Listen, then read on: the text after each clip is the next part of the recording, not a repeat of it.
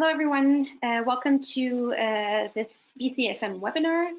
Today, we'll be talking about selling online at BC farmers markets with the platform Local Line. Today, we'll be having a couple of speakers, and we'll be starting with Local Line tips and tricks with Cole, the Local Line founder and CEO. We'll also talk about online liquor sales with Heather O'Hara, our executive director, and John Burns, who is the president of the Seashell Farmers Markets. And then we'll be sharing some experiences at some of our member markets. So we have the pleasure of having today Jody Kay and Hedy Tretter. And then we'll end the session with a Q&A session. Just before we start, a couple of housekeeping items. The session today is being recorded as usual, and we will be sharing the session to all participants who registered and all farmers market members and vendor members. All attendees are currently muted, but their camera turned off. If you're having any technical difficulties today, have questions or comment, you can use the question or chat box on your right-hand side on your control panel. Today's Q&A session will be a bit different, and we'll be testing this out. We're aiming to have a more engaging question period, and so comments and questions for speakers will be monitored as usual during this webinar with the chat box and question box. But if you want to speak during the question period or to provide an answer or complementary information in response to a question that was raised, you can raise your hand. So that's an icon on your control panel. Again, there's a little hand and a green arrow on it. So you can raise your hand, and then the organizers will allow you to speak. And also, if you want, you can turn on your camera. So this is, again, to have a little bit more of an engaging question period and not just us talking as always. The session will be a bit shorter than usual, so we plan to have an hour and 15 minutes. We're aware that we have a lot of content to cover and a few speakers today, more than usual, so we might not be able to answer to all your questions. So we thank you in advance for your understanding. And if you wish to ask a question that was not addressed, you can email us, and then we'll make sure to answer to your question by email, or also we'll make sure to clarify some information that might not be clear by an email communication sent to you in the next couple of days. So first, if Cole is online, I'll invite Cole to start. Then the other speakers can turn off their camera and mute themselves, and then I'll let the others know when it's time for them to speak. So Cole, are you there? I am. Yeah. Can you hear me? Yes, I can. Wonderful. Okay. So I'll mute myself and I'll let you start, Cole. Thank you. And also, sorry, before you mute yourself, how much time do I have? Let's say 20 minutes. 20? Okay, cool. I can work with that. It'll be quick. Let's rip through it here. Okay, just give me one moment. I'm going to share my screen. I can do that, correct? I think you're muted.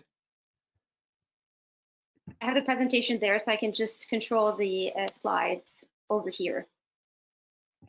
Okay, perfect. Sorry, so what's the best way? If you have, sorry, if you do have slides? I have a couple of them, if that's okay. Okay, so let me just give you the control here. Just give me just a second.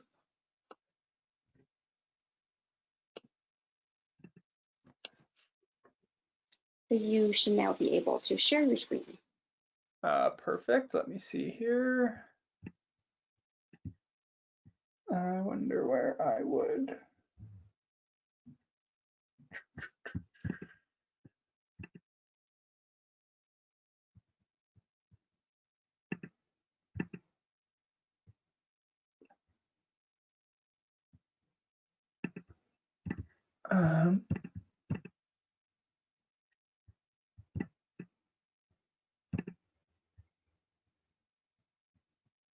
Oh, interesting. Okay. It's not letting me do that. It's always when you No? have these webinars that they make you re-download all the software and go through it again. I do Yeah, apologize. So why don't maybe we could do no this worries. then. Why don't I get started? I'll also at the same time email you my slides, and then is it possible for you to bring them up and we can just quickly flip through them? Maybe not because of the time today, but we can send it to participants afterward. Okay. Let's do that then. So I'll send them to you, and we can send them to participants afterwards. Okay. And then in the meantime, I will try to add as much context as I can going through it, even without the slides. Okay, cool. Okay, so yeah, so then thanks then those that are listening for taking the time. I think this is being recorded as well, so we can send this back out to you if it needs to be sent out to anybody. And what we'll do then today is go through Localine, and we're going to focus on how it works for market vendors. So historically, a lot of the videos or communications that you'd seen probably would have been more holistically looking at the market and how it works for the market as a whole. I really want to dial in today on the vendor perspective and walk you through some stuff that's just kind of like how-tos, and then also just sort of set the context for more broadly what Localine is and how it works and how you guys might think about using it post market season here.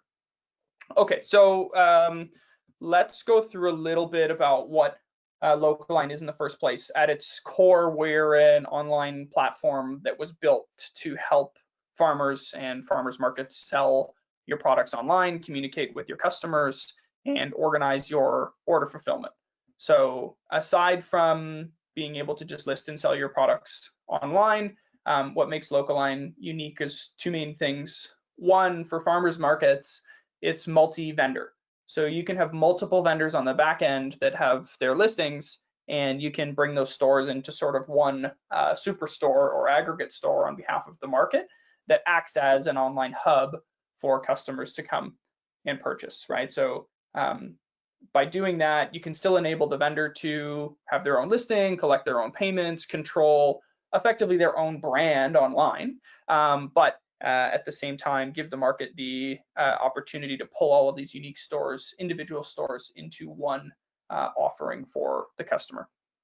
The other thing that makes it unique is some of the back-end features that are available for you guys as vendors, right? So a lot of times, if you're selling food, the way that you organize your fulfillment, the way that you prepare for pickup day, the way that you pick your products and pack them is different than more traditional e-commerce programs, or like more complicated than if you just decided to like sell t-shirts online or something like that. And so Localine has a bunch of features that are built out specifically for that process. And I'm going to walk through a little bit about what those are. And certainly I hope that this gives you more context when I can send out the slide deck afterwards.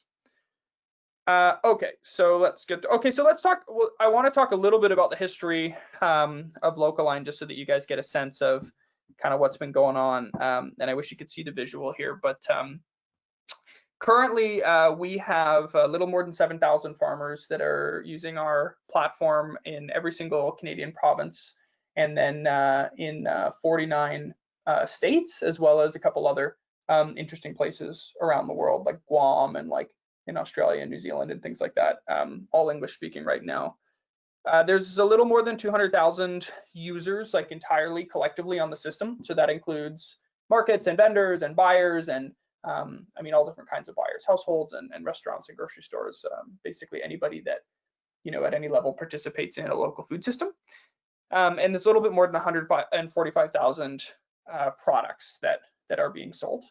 And I have a slide here that shows the traffic to Localine pre-COVID, and then like during and now kind of post. I don't think you'd totally call it post, but sort of moving out of this craziness that we've all been in for the last 12 weeks. And it's an interesting graph to look at.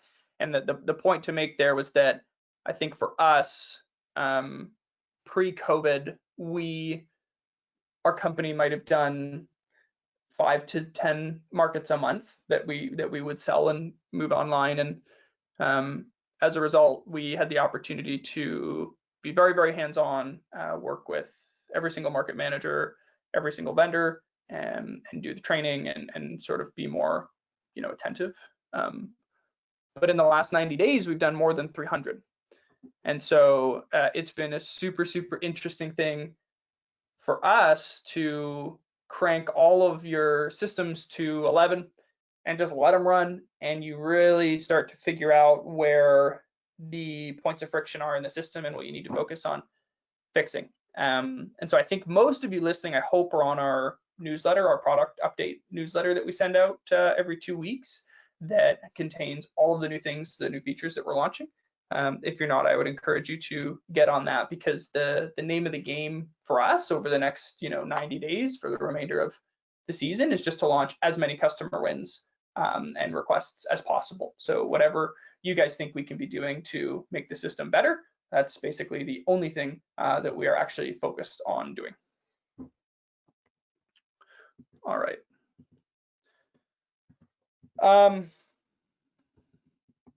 So then let's go through. Sorry guys, it's challenging when you can't see anything that I put together here. I want to talk about how to get set up and start to promote the store. There are a few links. There's a ton of documentation that we had put together for you guys. So, turn his camera around, John. It's not a bad idea, John. we can try it. Let's see. If I turn the camera, I've got 2 screens up here, so I wonder if we turned one, if that would work. Hang on a second. We would want to do this. I know we're tight on time here, or getting tight on time as well. You guys can just yell at me when I've got 5 minutes left, and I'll try to hurry it up here.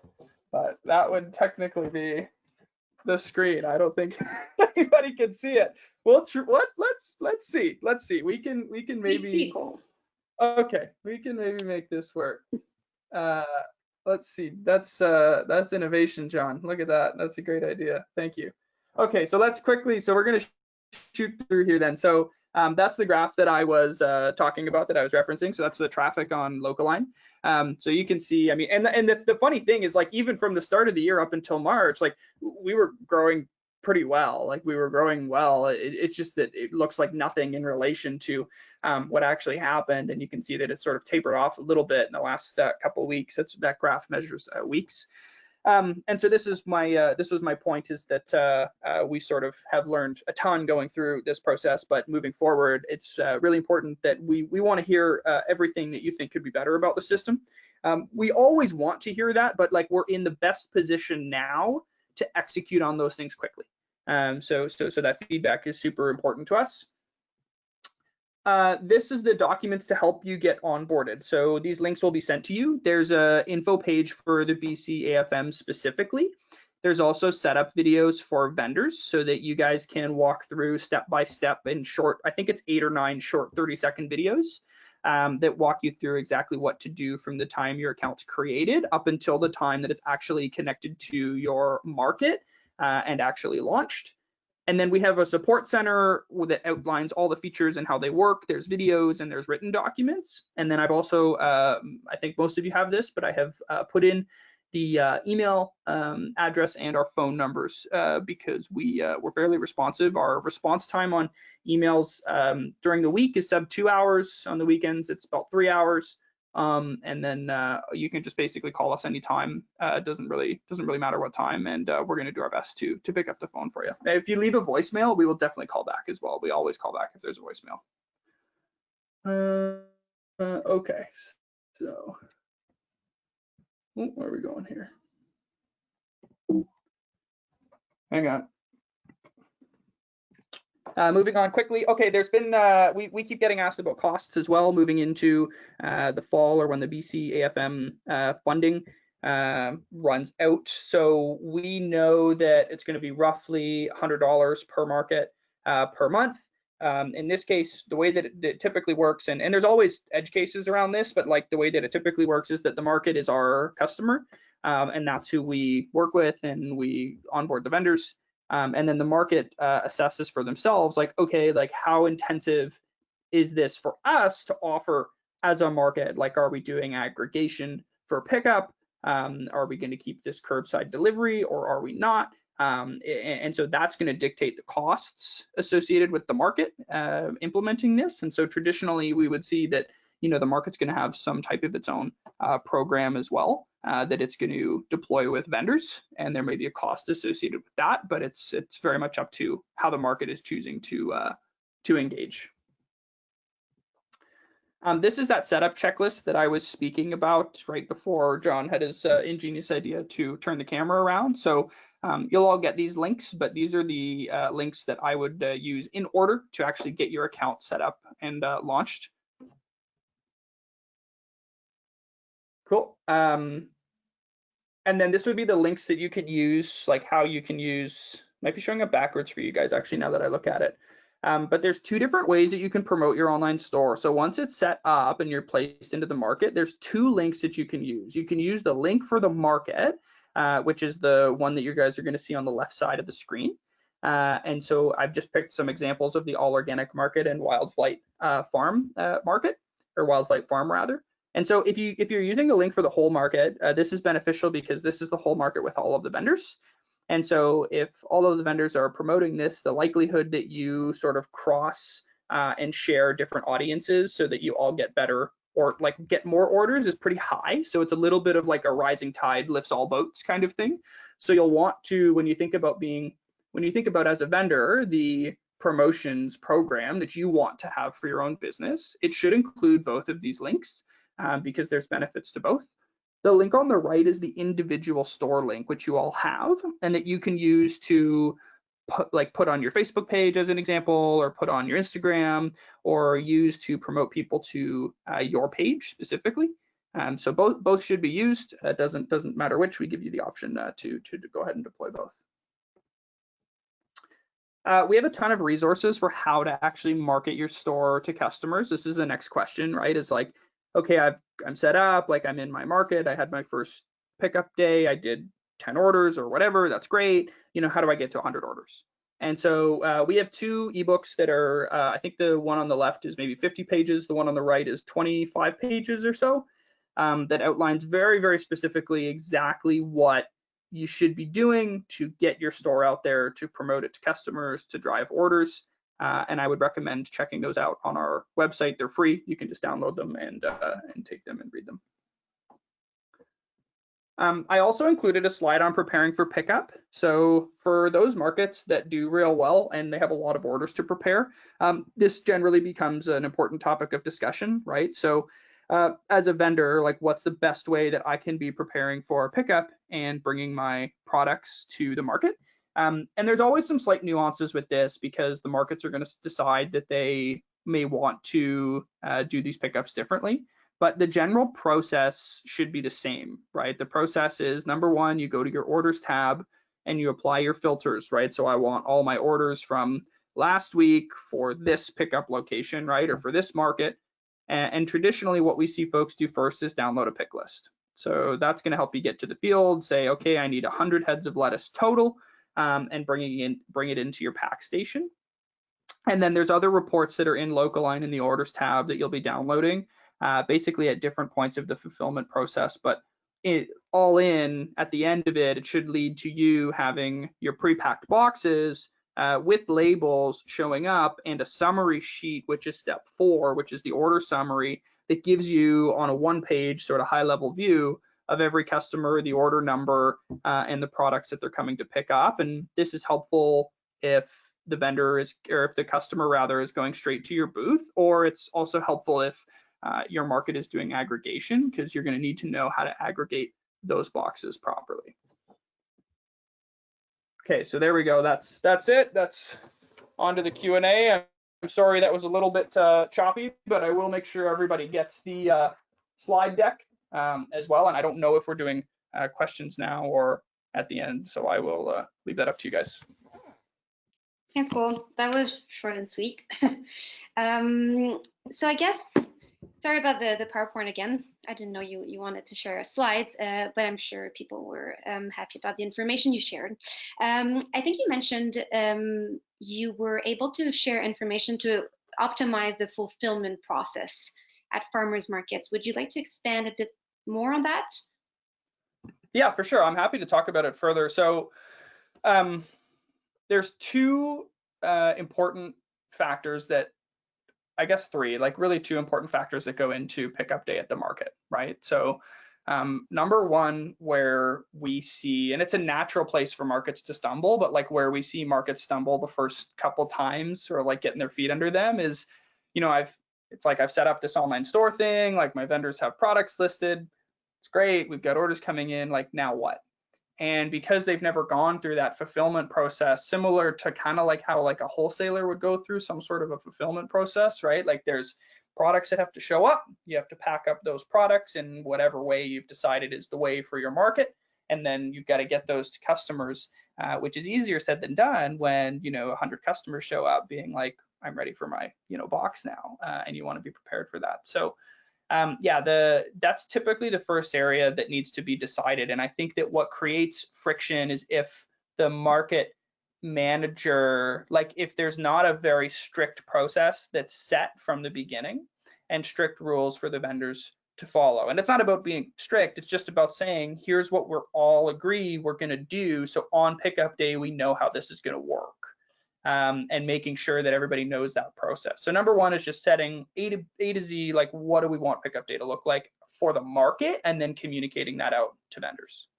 And then part two to that is like for the vendors, you need to know what is your process going to be so that when you show up as one of many vendors showing up with your boxes, you've got them organized in a way that makes it as easy as possible to get those orders to the customers when they actually show up for pickup. And so traditionally, what I was trying to get at with this last slide here is like traditionally those steps are all the same.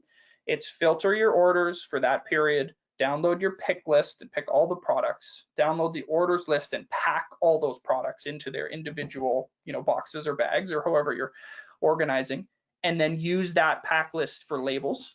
And then you show up with those boxes, and you show up with your printed order summary, which is like your 30,000 foot view of all those orders, order numbers, customers, products, totals, etc. And so, yeah, traditionally we've seen that be the easiest process, but there's a ton of links in that slide as well that hopefully will make more sense to everybody once they take a look at it. All right, so we'll make sure to share those afterward. Thank you. I assume there's going to be a lot of questions later on once the two market representatives share their experiences. So maybe if you can stay there, Cole, and then we'll poke you for the questions during the Q&A session. Sounds good. Thank you. I'll share my screen again. So now would be the time for Heather and John to speak. So here's I'll just share my screen again. So next is online liquor sales at your farmers markets.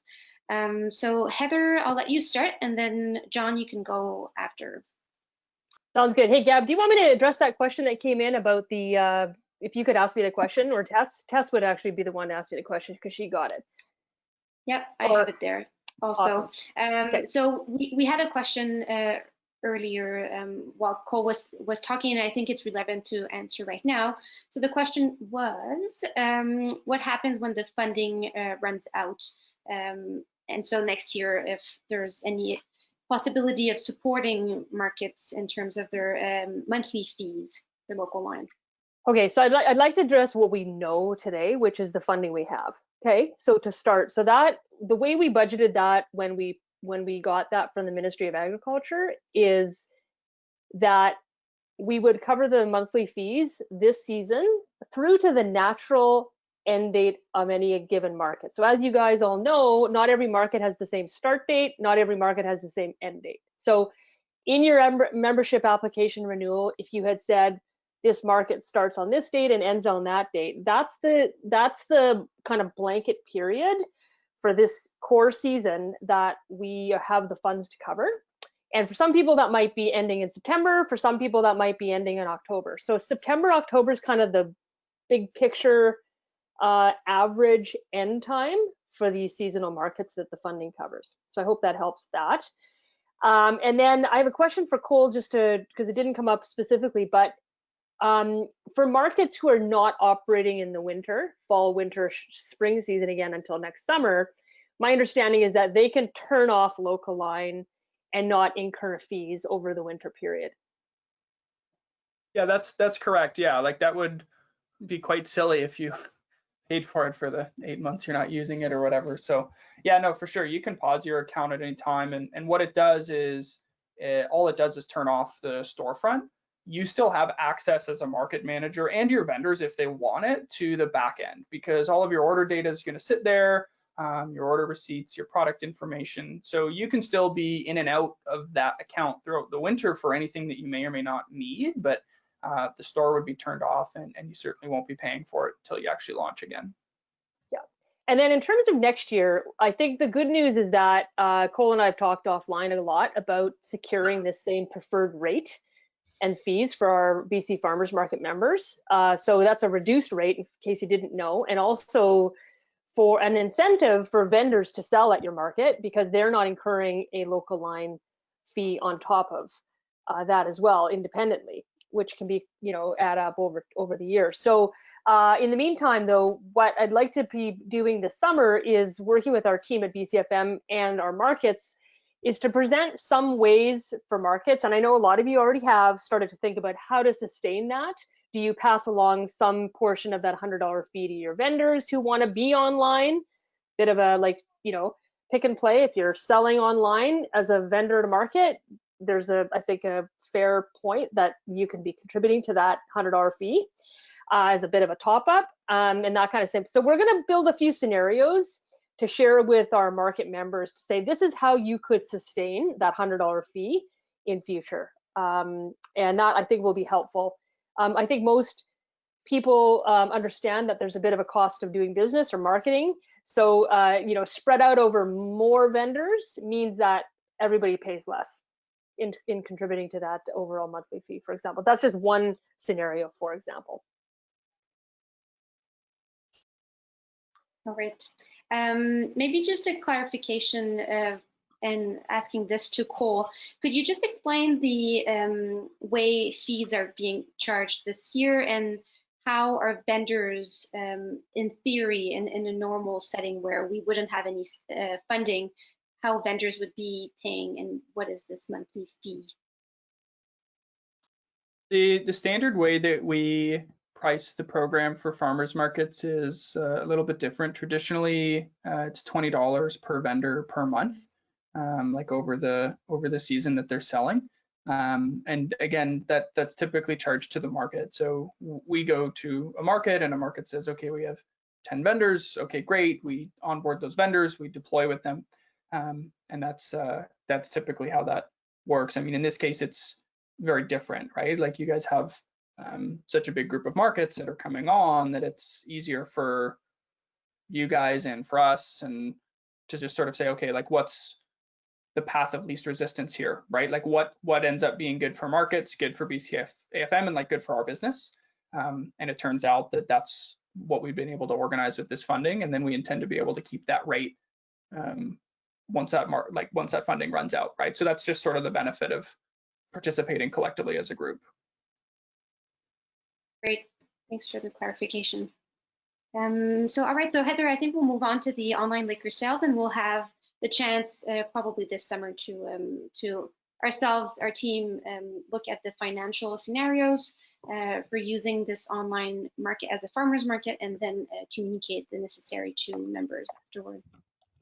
Very good. Okay, yep, great stuff. So I'm going to just chat quickly. I'm just going to introduce the topic of selling liquor online on our BC Farmers Market, on your farmers market store. So just for background, as like everything we've been working with in the last couple of months, BC Centre for Disease Control, policy review with government agencies, etc.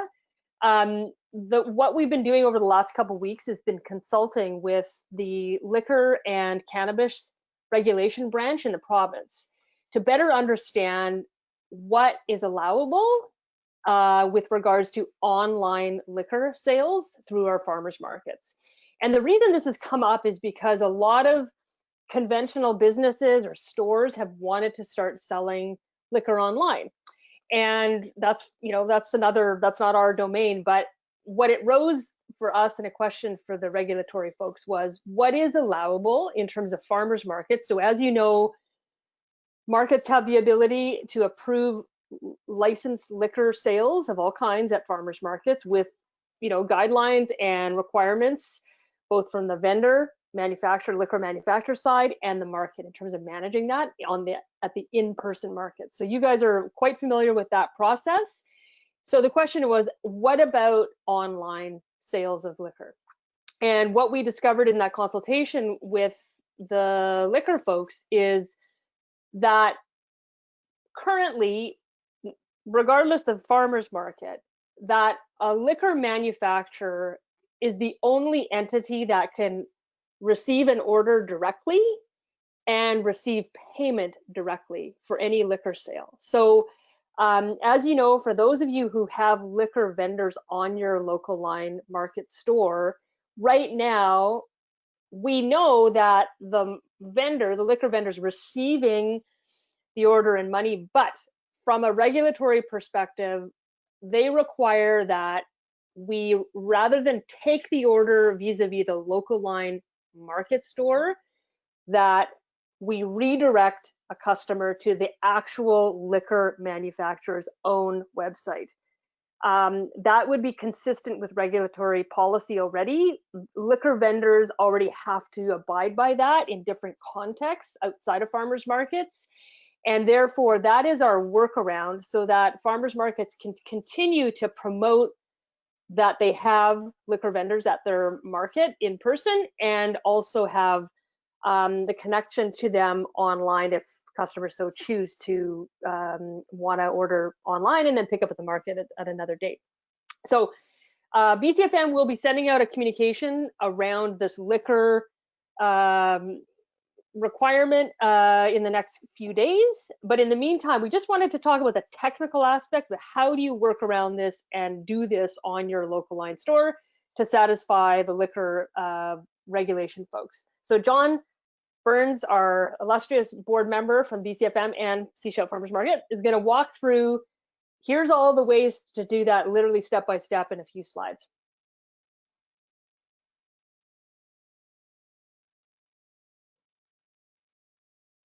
Hey, John, I think you might be muted. Yeah. Oh, yeah. IT guy. Morning. So we are going to, as Heather say, how to properly add vendors of alcohol products to your marketplace. There are a lot of resources on how to set up your market. We're not going to touch on that. So the first slide here, you're going to add a new store to your online market as you would for any vendor. There's no difference there. Once your store is created, you need to add a product that will represent the vendor's line of products. So it could be a craft brewery or spirits, distillery, whatnot. On this slide, you'll see to add a product, you're going to add a picture, and I'd recommend either a company logo or a product photo that represents that line. You're going to add a generic name for the product information, i.e. craft beers or spirits, whatnot. And further down there where the green dot is, you have to add a price because you're not able to create a product without an initial price. We'll edit that later in the next step. Next slide. So on the product description, you can list various products available, and it should tell the customer where they can purchase the products and how. Down below that, you'll notice if track inventory is selected or enabled, you'll need to enter a numeric value there, 1 or 10, whatever, for the product to actually show up online when the store does go live. You can go to the next slide. So you'll save that product that you just created, and then you'll have to go back in and edit it. And that will allow you to change the price to 0. And I'd recommend doing this. It'll prevent any inadvertent charges being made to the customer. Next slide. Once you save those changes and turn on the store, it should now be visible in the marketplace, and that singular product that you've entered should show up. You might notice that the description there is truncated, so it's kind of important to lead your description with something that will draw the customer in to select that item, indicate that there is more information about where and how they can purchase that product. And next slide. And then the screen, once the customer does select that item, they'll be taken to that product page that will show them the complete details that you entered previously, including how and where to purchase that item. John, could I interject? Could I interject there? Could you go back, to that screen there? So that blurb that we've written in there is a really important blurb, because what it is telling the customer is that in order to purchase these spirits online, please go direct to that the manufacturer's website. And John, can you correct me if I'm wrong, but we should be able to put a hyperlink in there, right, to that website, or no? At this time, you can't. Okay. So in other words, that's why it's spelled out in full, www. Yeah. Okay, there is a technical issue. I did speak with Cole about that. And, okay, that's fine. Sure. Okay, so what I'm trying to say to the folks on the call is this blurb has been crafted intentionally to say, to purchase these online, you got to go here.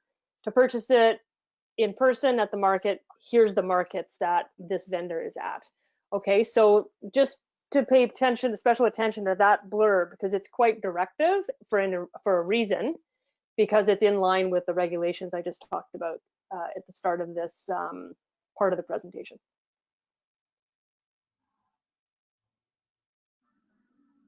Wonderful.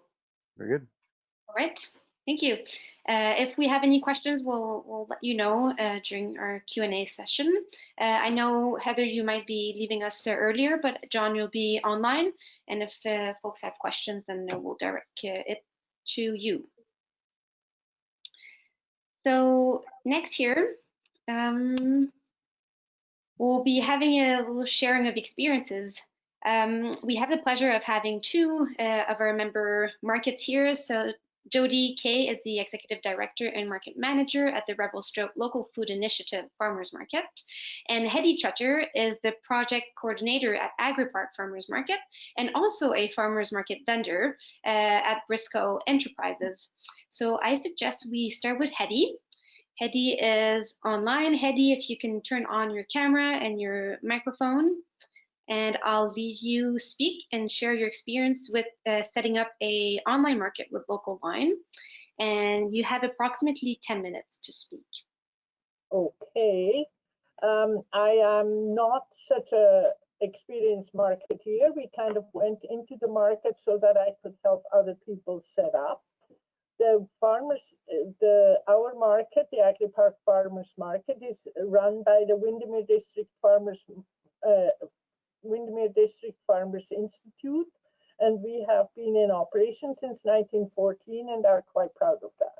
When we do appreciate that, thanks to the Ministry of Agriculture's Buy BC program, we will be able to, they will be covering the costs of the market.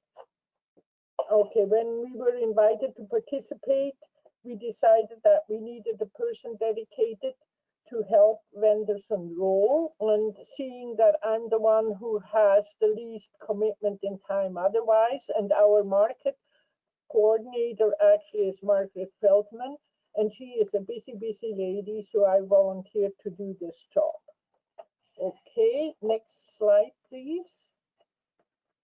Okay, now we had, when we got this opportunity, we decided we were going to make up some rules so that we would know how this would work. And to qualify for Local Line in our district, the vendor must be located in the regional district of the East Kootenay or in the area between Spillimachine and Golden. And this is the Windermere District Farmers Institute district. They got to be a vendor at the AgriPark Farmers Market, And to qualify as a vendor, they must pay for a minimum of 3 markets. And the products must strictly follow the make it, grow it, bake it rule. Okay, next slide. Okay, in order to take part in the market, online vendors must, that's our protocol. He has to contact Margaret and pay the fees. Margaret notifies me, Hedy, that the vendor has qualified. I send out setup instructions. After doing the basic setup, the vendor advises me that they are ready to join. And then via the link of local line program, I sent them an invitation to join the AgriPark local online market. And then the vendor will be sent an email by local line, which is what they do, and they will accept, but they will have to accept the invitation. And this is kind of sometimes a little bit of a hiccup that I have to remind the prospective vendor that he has to accept this invitation. And then the vendor will call Hedy, and we will make sure that the site is visible on the AgriPark online market page and that their category is public. Next slide. Okay, now, okay, we also sent them instructions on how to enroll. And now my assessment of local line is it's a very good program. There is excellent response to questions and problems that we sent to local line. I really want to comment on that. Okay, we would it would help if some of my setup instructions to vendors were the default in the program, rather than that they have to go in there and do certain things like they got to make sure that they're open, and they got to make sure that their catalog is available to the public, and how to do that. Next slide. Or are we finished? My suggestions for improvement. And I would like, and this is probably a little bit different than what some of the farmers market feel like, but I'd like to have the feel of the program more like a farmers market with individual stalls and vendors rather than a general store with suppliers.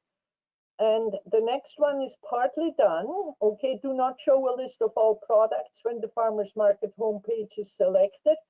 But that has been changed just recently in the notice given us, but just give a list of the vendors and the categories of the products they are selling, and that is partly there. But then when you click on a vendor, what my problem is that nowhere does it show the vendor's page. It always reverts back to the farmers market page. And we would like to see when you're clicking on a vendor, the vendor's page, and there's really no way to do it from within the program. And it would foster and enhance direct connection between producer and customers. So thank you. I'm done. Thank you, Hedy. I have a question for you. Just because all communities and regions are different and markets are different, what was the main reason or reasons why AgriPark Farmers Market decided to go online? Well, it was an opportunity given to us, and so what we decided, and then this was my role, because you know, to help people enroll, and it is, if you're going on an online program, it is fairly expensive. And this way, our vendors would get a feel for online programs, and then would be able to decide on their own when that funding runs out, whether or not they want to continue. They'll have some experience, and they then can make up their own mind. I did not realize that the program would end when our farmers market ends in September, because like personally, we sell a lot directly to people, and we would keep on selling after the market. So that's, but the reason for us to join was to give we are in the, you know, our mandate as the Farmers Institute is to encourage farming and marketing, and this was a way to, you know, get people's feet wet. in that particular, venue, which is, really coming on. Lots of online marketing being done. And are community members happy about this? Are they ordering a lot, or there's a little bit of orders yet, or how is it going in terms of sales? We really, we've only been going for a short while. Our problem really generally is not marketing. We have a fairly good market. Like we are selling direct. If we need, we get customers and we sell direct. And but this is another venue that we wanted to make sure our farmers had an opportunity to at least try and then make up their own mind if it works for them or not. Great, thank you, Hedy. So Hedy is part of a farmers market and also a vendor. So if people on the call today have questions for her, she's going to be available after during our Q&A session. I'll leave Cole add a little bit of details regarding some of the points Hedy raised.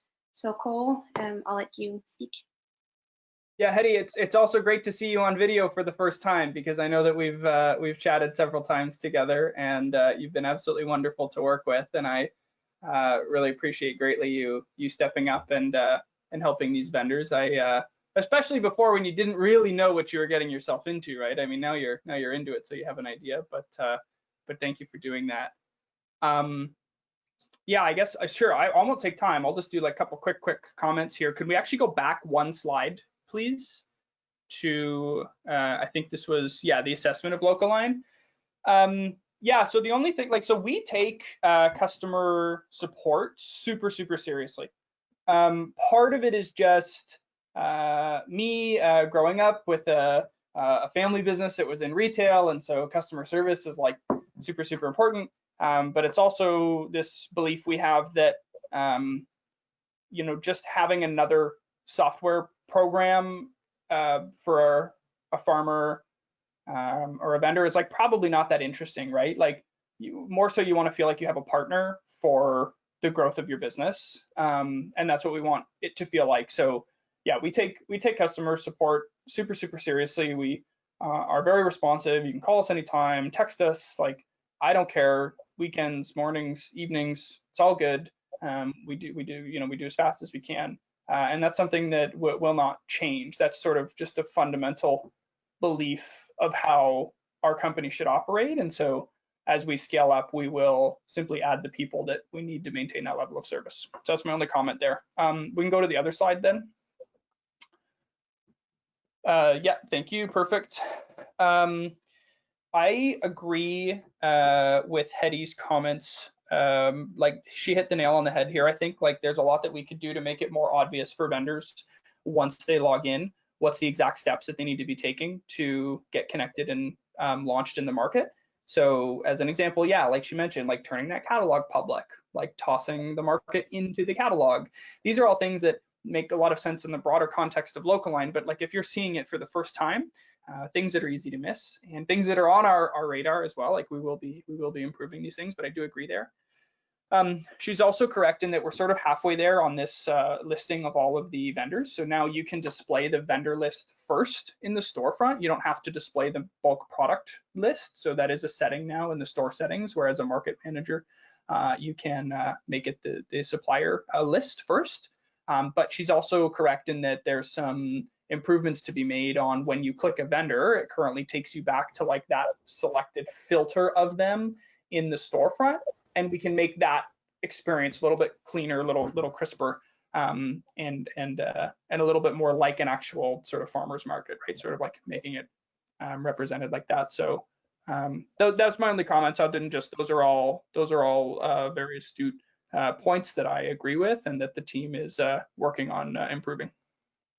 Great, thanks, Cole. We definitely like the farmers market feel, and customers, that's what they are looking for. So featuring and highlighting vendors is a nice update on your end. Yeah. Thanks. So next we have Jody. Jody, if you want to unmute yourself and turn on your camera, I'll let you speak. And you have approximately 10 minutes. Sure, I will go through this rather quickly. So I'm Jody from the Revelstoke Local Food Initiative Farmers Market, and I'll just talk about what our experience has been going with local lines so far. So our market was supposed to start in April, but we pushed it to May. And in the beginning, when the opportunity came up to go on local line, we took it right away because it felt like there were so many unknowns about what's going to happen with farmers markets over this summer. And this was a wonderful opportunity to be able to support our food vendors in a way that we weren't really sure what it was going to look like, but we knew we'd be able to get them some sales somehow. And so our original application to the city of Revelstoke for our market this year had two options. One was an online sales and drive-through pickup only, and this was again back in March when I was doing the application. COVID felt very, very strict at the time. So we had, an online ordering only and pickup option. And then we had also gave the city the option if they felt comfortable with it to allow us to do online orders, but also set up a physical market. And we were lucky that they chose the latter.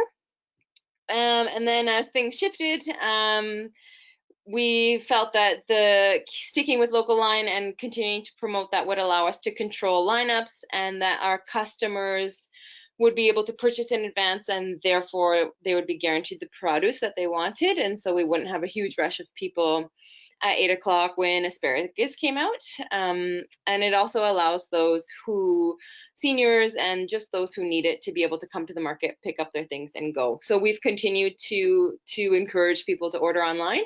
And kind of moving forward as we enter phase 3 in BC and we see more tourists coming to Revelstoke, and with BC farmers markets promoting farmers markets online, is a chance to market our market and our vendors to everybody in the province, while still allowing our local customers that chance to get what they want and then just come to the market and go, and not have to worry about missing the produce that they want. Next slide, please. So what I have my current thoughts about being on Local Eye right now is we're seeing, as we shift into summer, we're seeing more and more produce come to the market and a little bit of a dip in orders right now. I think people are securing the produce that they really want, but we're having a few different farms come, and some farmers aren't putting all of their produce online, and so people buy almost like the basics and then kind of pick and choose as they come to the market and shop. When we added the non-food vendors, so most of our craft and artisan vendors already had their own store set up, and we're already doing online sales, and some of them been a little bit of a pushback to jump online as they worry about having to control 2 inventories at the same time. And we're seeing a small increase in tourism in Revelstoke, so vendors are feeling like they have much more of a chance to do the at-market sales, and so there maybe isn't as much as a push for them to get everything on the store. But still, many of our local customers want to place an order so they can guarantee their produce and they can come pick it up. Yet they still have the option to buy at the market. So right now I'm seeing like this really nice hybrid solution. And what I'm doing as a market manager, which actually one of the vendors suggested, was that suggesting to craft and artisan vendors to have maybe just 1 or 2 of their products online, and that way they're able to promote themselves that they're actually at the market, and they have things to sell, but then they can link to their other personal store on the local line store. So just getting more vendors on our store can help bring more customers to our market. Next slide, please. So just quickly, some successes and challenges. So right off the bat, our main produce supplier, hi Herman, if you're listening, he was doing online orders only, and so that really helped our regular customers that attend the market just to get into the habit of doing these online orders. And then right now I really like how it's working we're encouraging online sales still, but people are able to shop at the market as well. and streamlining the process from vendor to vendor. So just when you check out with each vendor, that the pickup location is the same for every vendor. And so I just said, this is what we want it to stay on your pickup location. And we also, our market is in a different spot this year. So it says Revelstoke Local Food Initiative Farmers Market, Centennial Park. So that way it reminds people where they're going. And just lots of marketing on social media. And I also printed out some handouts to hand out at the market, which is on the next slide. And promoting the online store. Yeah. So this is the handout that I made. Just a quick tip for that. All our vendors have at their stalls every Saturday. If people are like, oh, I want to order online, I don't know how, we have something to give to them. And this has been really helpful. So they have all the information right there when they leave the market. And then some of the challenges, if you could just go back, I just initially it was an increase in manager hours for me. Just kind of managing that time. And I know some of our vendors, they're just not used to, they're farmers, they're used to being outside, they're not used to, printing off a million orders. So it was a bit of a, took a bit of time for everybody to get in the flow. And then the one thing that I've heard that there's been the most mixed up with is the fact that you have to check out with individual vendors. And so people would place their order, they'd check out with one vendor and not check out with the rest. And so they'd come to the market and the other vendors wouldn't have their order because it actually wasn't completed. And now moving forward, a lot of our farmers are just worried about how do they manage inventory for produce and still have enough to bring to the market. So that's, I think, the main concern now. One of my vendors had a great idea, and kind of a solution for that was to make like small little CSA bags, like a grab bag, put them together for the market, and people would purchase those online. So you get whatever's in season that week, and then she'll have the rest of her produce out at the Saturday market. And that's it for me. If anybody wants a copy of this little handout that we made, I'm happy to share. Merci. Thank you, Jody. You're welcome. Quick question. Something caught my attention. I think it's a pretty neat reflection. Is that using an online farmers market is actually a promotional tool to not just highlight vendors, but also feature their products and show photos of products. And it's particularly interesting for artisans. So I don't know if you had feedback or it's just your own perspective on that, but I find it an interesting.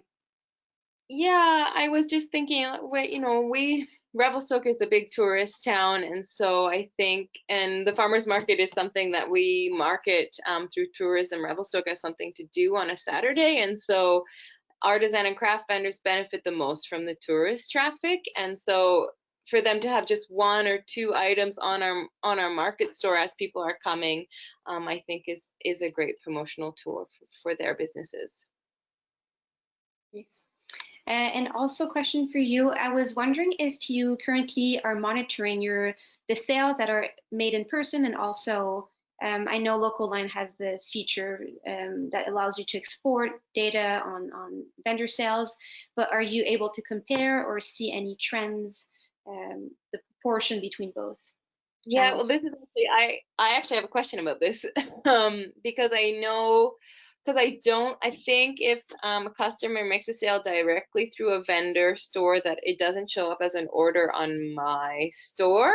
So oftentimes, like, I know our biggest produce farm will have over 200 orders, but my weekly orders are less than 100. So I'm assuming I can't monitor all the sales because he's done some through his own store. But I'm seeing the orders smaller. So about the same amount of orders, but for a smaller amount, which is why I think people, they get their asparagus and their strawberries, but then they shop for whatever greens they want at the market that day because there's a lot of selection of it. That's good to know. And the nuances with the data coming from your online market and vendor online market, I'm not aware of. Maybe Cole, if you're still online, if you want to answer to this question or provide more details, feel free to jump in. Hey, sorry. There we go. Yeah, this is something that's literally being worked on. It's actually done. It's in QA right now for our team. So like we had this interesting sort of thing. So when we first, couple of years ago, not to go like way back and tell the story, but just for the relevant context, when we first built the market application, it was intended to be used as province or statewide marketplaces. And so the idea actually was that you were going to have vendors that had their own pickup or their own delivery or had their own sort of like channels to sell to the customer. And so what that meant was that there's a few ways in our system, like some sort of less known but like accessible pathways where if customers are placing orders directly with the vendor, it doesn't show up as like a registered order for the market manager, right? And so you guys see all of the orders that come through the market, which is most because that's what's being promoted and that's what's being put out there. But in some cases, if your market gets popular, and certainly if you have like a super vendor, right, like a Herman or somebody like that, and they're getting their own orders, right, then you're not going to see all of those. And so that's something that we know exists. It's something that wasn't. It's an architectural change in the database, so it's like a little bit hairy to fix, but we're there, so it's good. So what'll end up happening is the vendors are still going to be able to collect their own orders. So that's why in my presentation I had the two links that they could share, one through the market, one through the wrong finger, one through their own. But what's going to happen is our system is going to associate the pickup location. So if the pickup location, right, is the market, it's going to tag it as an order for that market, and it's going to show up then on Jody's side. So she'll have it in all of her reports. Does that make sense, Jody? Totally, that's awesome. Okay, cool, thanks. Yeah, that's. I mean, deadlines are an odd thing right now, but like give us another few days, and we're going to put it through the QA process, and we'll have it ready as soon as we can. Cool. Okay. Thank you both. So I guess we're at the Q&A session. We have 10 minutes left to this webinar. I'm sure there's many questions, and I'll just stop sharing my screen and I'll jump on to see what question we received. Just 2 seconds. So, okay. About operations, so maybe that's for Cole. Is there a reason for a default payment date is set to 30 days? I changed mine to 0 for immediate payment. This is Roberto. Cole, any information? Hey, sorry, I always forget about those pesky mute and video buttons. No worries. Yeah, so there's two, I guess, like 30 days doesn't really matter. You could pick any arbitrary date. Traditionally, if you're selling for wholesale markets, like specifically restaurants, the payment terms are net 30. So we sort of said, make it 30 days. But the main decision that we had to make was, do you by default make it 0 days, or do you by default make it more than 0 days? And it has to be more than 0 days for a couple of reasons. One, if you by default are asking the customers to pay right when they check out, but you don't have one of the payment systems connected yet, that becomes a problem. So it's sort of a precursor to having 0 day payment terms is having a payment system connected. And so you don't want to just out of the wrapper, just make it such that people have to pay online, even if they don't have a payment program connected, because that's not going to work. The second thing was that LocalLine has a lot of meat vendors on the system that sell different kinds of beef or different sort of chicken or pork or whatever. And so the way that it works for them is that they typically don't want their payment up front because they're selling a variable weight product and they have to get an order and then weigh it. So like if somebody orders 10 pounds of ground beef, you weigh it, it turns out to 9.862 pounds. They actually update it, send an invoice, and then get the payment for that order. And so for that case, like you don't want the default to be 0 days. So that's why we sort of have it more than 0 days. 30 days is more of just a arbitrary, number. But then, yeah, of course, you can update it to be 0 days whenever you want. Right, thanks. A question regarding the vendor online store, so not the farmer's market. So can or can't vendors share their links, so their online store link, without getting charged? And going forward, what is the vendor cost? So like, yes, they can, as long as the pickup is the market, right? So the market's the hub, like the market is where everything happens. This is what it is in real life. This is why we love farmers markets. So yes, absolutely. Like, have your online store, go promote it, use it for pickup at the market. Where you cross the line into a paid local line subscription is a couple areas, right? If you start offering different types of delivery that aren't permitted for the market, so like different delivery or different pickup locations, or if you have another catalog. So a catalog might be a different customer base that you sell into, maybe not your farmers market customers, maybe you do a CSA, maybe you sell to restaurants, maybe you whatever, have this different program. And so yeah, local line will prevent you from adding those new catalogs unless you're on a paid subscription with us.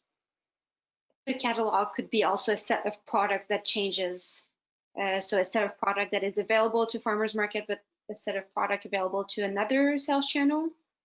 Yeah, the way it works with the catalogs is you can pull from one set of inventory. So it's not like you have different products for each catalog. You can have one master set of inventory, but you can just customize which products at what prices go in what catalog. But so that action of doing that, of like separating it into different catalogs, is what qualifies you to be on like a paid subscription from Localine. The BCAFM program gives you all the features that you would have on a paid subscription through the market, right? So you're using the market as the hub, because that's what it is, to actually sell online. All right. And let's say this vendor is selling at a farmer's market that is ending end of September, and this vendor decides to sell in October using this online local line store, then the vendor would need to pay his or her monthly fees, correct? Sorry, you cut out for a second there, but I think it was just about like when the market ends, then the vendor has to pay their fee if they want to continue to sell. Yes. Yeah, that's correct. Okay, thanks. Another question regarding liquor sales. So I'm just reading the question here. Amanda, if you want to ask the question out loud, please feel free to raise your hand.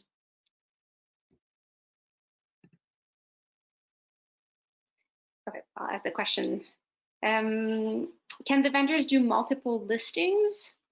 Like a listing for each product, then they all just have to redirect to their website. So Amanda is referring to liquor sales. Paul, do you have any details to provide regarding liquor sales? I think liquor sales is more the John and Heather domain, and it's different in every province and state, right? I mean, they are real hard asses here in Ontario, so I don't know what it's like in BC. But my understanding is that Heather's got some communications that are going out to everybody on this soon. From the local line perspective, certainly you could have individual products to list individual like alcoholic beverages with the link to send back to the store. And that link could be the same if you're going back to the same store. Maybe it's different if the URL is different, but so like from a local line perspective, you can do whatever you want. If you want to have one product, go ahead. If you want to have 10, I think that's fine. But all the actual alcohol detail questions, I would probably default to Heather and John. Okay. Amanda, I just unmuted you. Do you want to ask your question?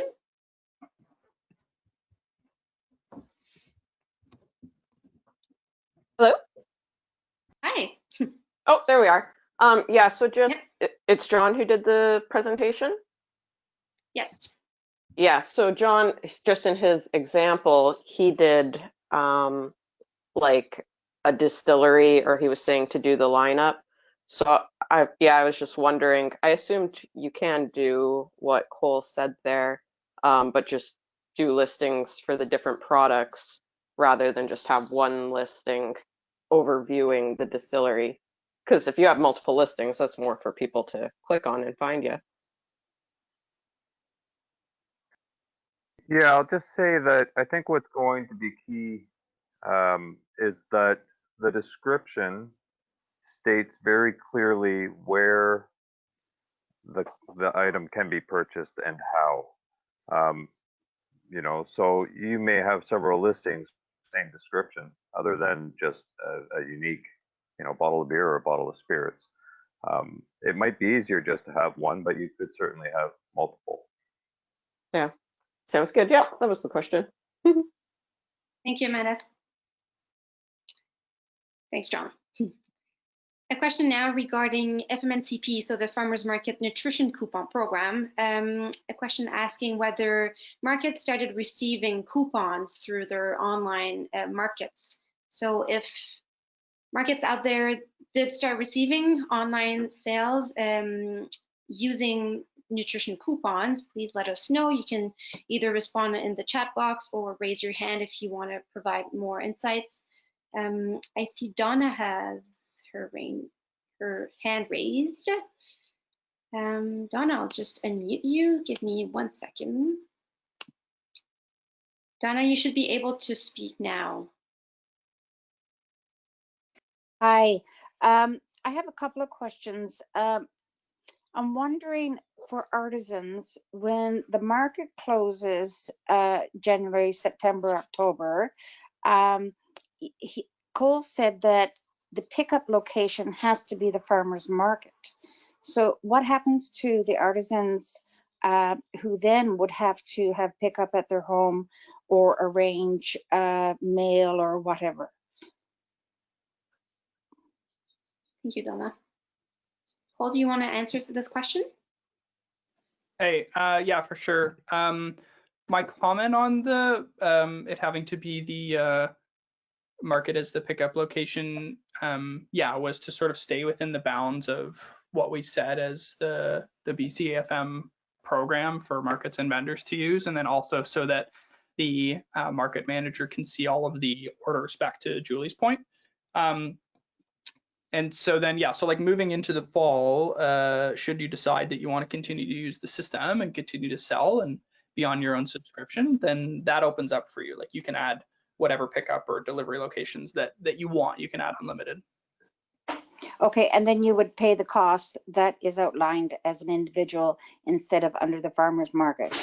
That's correct. Yeah, I don't have a ton of details to share on it. We're building out a program for like some sort of kind of similar to what we did, like a group purchase program for all of the markets. We're gonna build the same type of thing for the vendors, so that for those vendors in BC that are a part of this program that want to continue, we'll offer some type of deal for you guys to continue outside of what the normal like published price on the website is for an individual subscription. So you're correct in that it's going to be an individual subscription.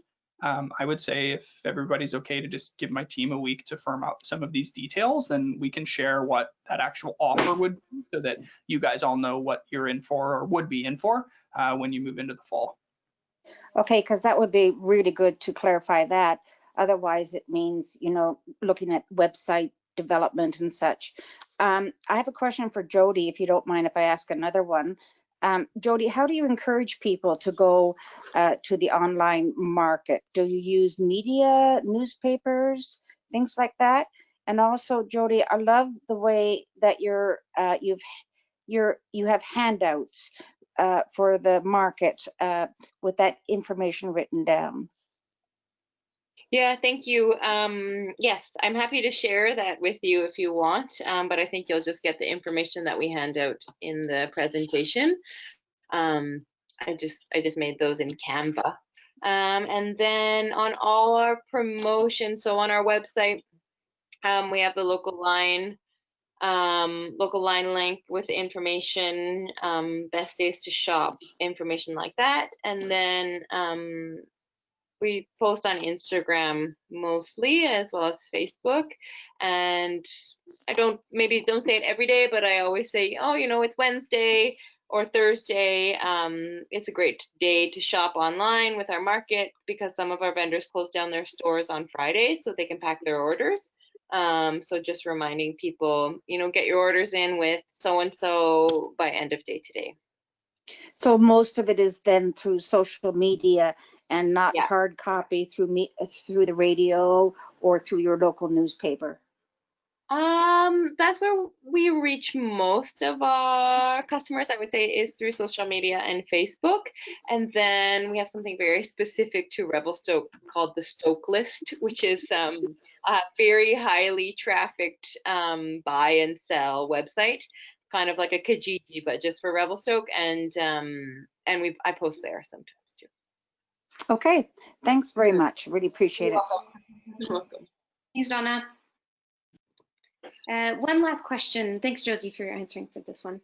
One last question regarding QuickBooks. So someone is asking, Cole, I believe this one is for you, if there's any update on the QuickBooks integration to Local Line. This goes beyond my knowledge of tech. Hey, maybe could this person clarify by update to the integration? Like what do we mean? Sure. Roberto, are you online? And if so, are you available to ask your question?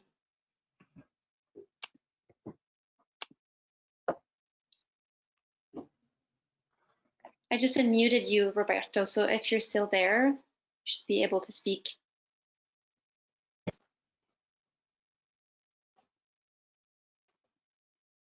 Roberto?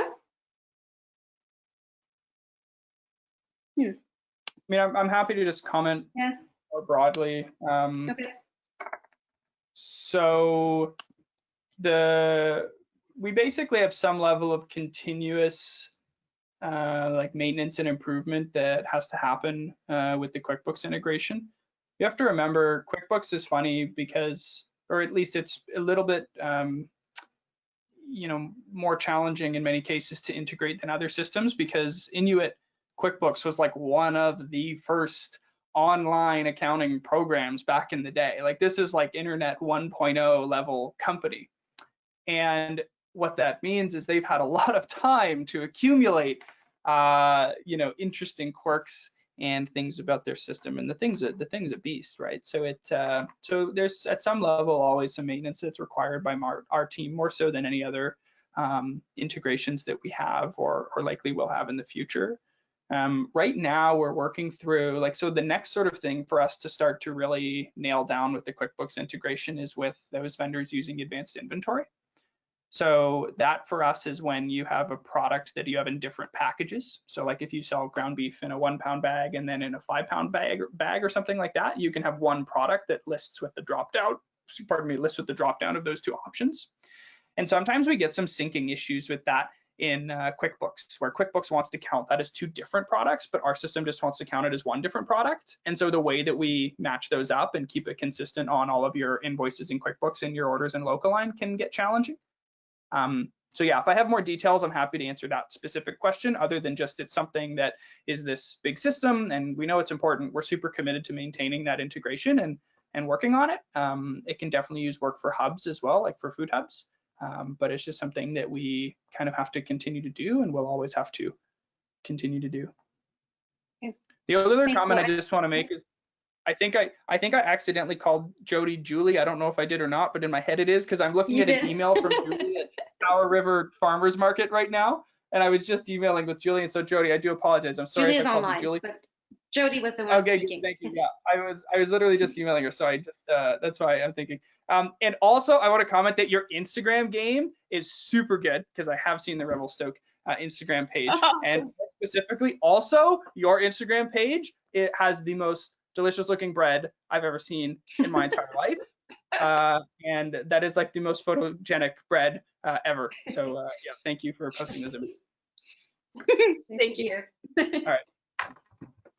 Great, so we're out of time. I guess we're done here. Thanks everyone. Thanks to all the speakers that presented today. So we had Hedy online, Jody, Cole, Heather, and John. Thank you so much. Thanks for the tech team behind the scenes. So Tess, that was answering to your questions and taking notes. Just as a reminder, we'll be sharing the recording of today's webinar. We'll be sharing Cole's slides. Also an email coming your way this week about liquor sales regulations and tips and tricks. And Jody's handout, I guess, Jody, you can send me your handout. I'll share it to the webinar participants and also save it somewhere on our website so that we can provide this as an example to farmers market members. And if this webinar was helpful or not, please let us know. You can also email us, as always, your questions or comments at info@bcfarmersmarket.org. And that's it for today. So wishing you a wonderful summer. Summer has arrived officially, and wishing you a wonderful farmers market season. Thanks to all of you. Ciao.